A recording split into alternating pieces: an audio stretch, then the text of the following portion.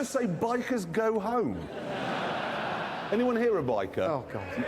Well done! Right, so 8. 42 set off. Listen, you want to talk dangerous? What? Cigarette, Jeremy? Why not?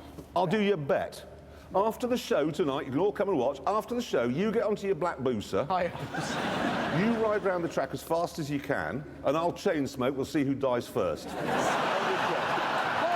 on. Yes.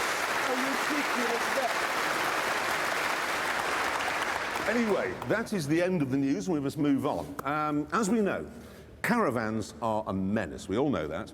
And the reason for this is very simple.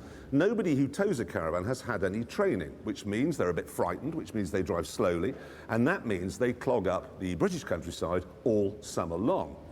Motorhomes would appear to be a better option, but here we have a problem because there are only really 2 types.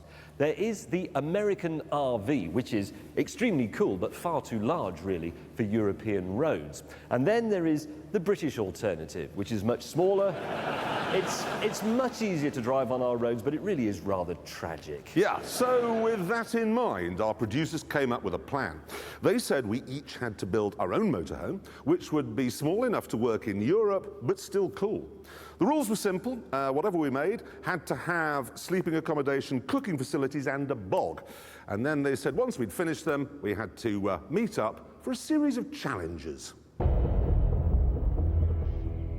Our meeting point was Fleet Services on the M3.